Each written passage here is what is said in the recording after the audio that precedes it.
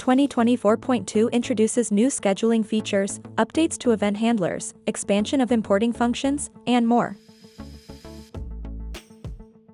For our first scheduling feature, we implemented a maximum runtime. You can now set a maximum runtime per request to limit the amount of time in seconds the system spends looking for a solution. To further expand the maximum runtime feature, there's a new discard partial solution checkbox. Enable the checkbox and the system will automatically discard a partial scheduling solution after the maximum runtime is reached. Lastly, for scheduling, you can reorder requests via drag and drop.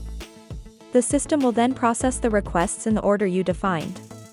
Moving over to reports, 2024.2 brings a huge time-saving feature for environments with lots of properties.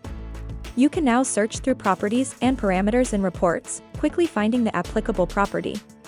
Moving on to event handlers, we have a new action, log message. With this action, you can log the output of event handlers immediately to the context log, speeding up the process of debugging. Additionally, we have two new improvements for notifications. There's a new action that will automatically remove old notifications from the database, cleaning up tables and improving performance. To take your system's performance into your own hands, you can use the new days until notification is deleted property in your send notification actions. Use this property to define when the notification should be automatically deleted after the send date. Last but definitely not least, Mint now allows non-administrators to import resources and resource record items. This change will allow you to add more checks to the importing process while allowing more users to complete imports without making them administrators.